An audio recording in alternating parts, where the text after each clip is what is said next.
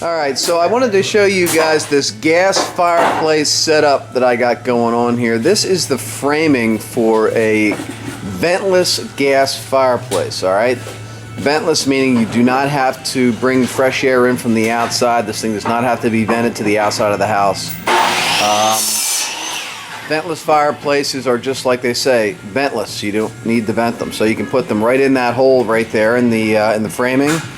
Hook the gas line up to them and turn them on, and they're going to burn 99.99999 something free with no odors and no health risks whatsoever. So we use all ventless gas fireplaces on my basement jobs.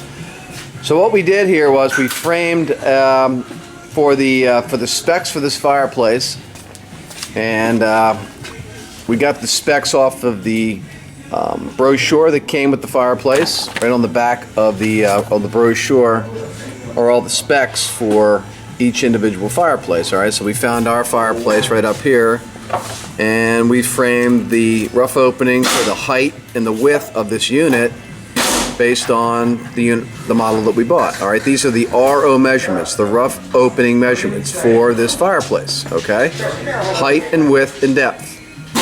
So we framed the height, the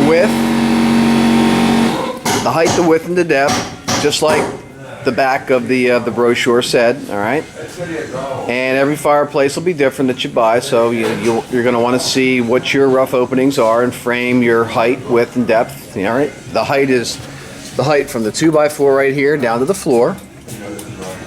The width is from this side of the rough framing over to this side of the rough framing, and the depth is from the finished wall here.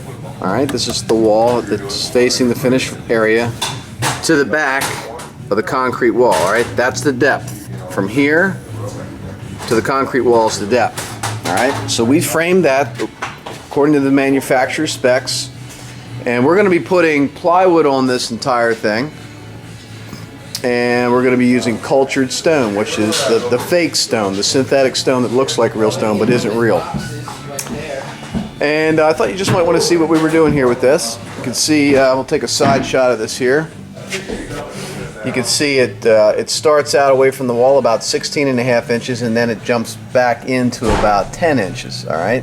And what we're going to do on the bump out here on the bottom, right here, is we're going to be sitting a big railroad tie on here, a big rustic piece of wood that's going to overhang this about 4 inches, and we're actually going to be coming out 4 inches, and then our stone is going to come up the face of this, and it'll come out underneath our mantle, which will be right here.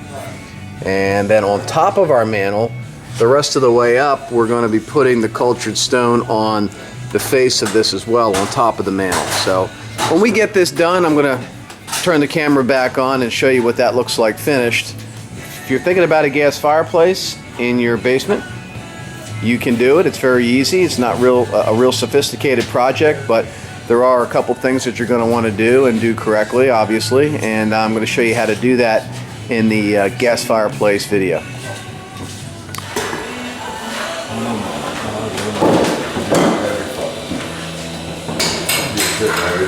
It's definitely in everything.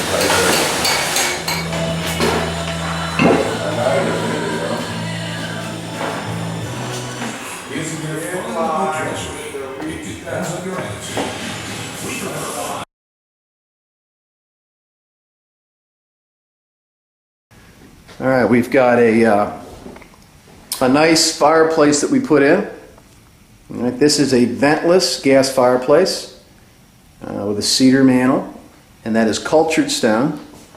Okay, we've got a bank of recessed lights going down through here that we actually got a little mini eyeball up there that's shining down on the mantle.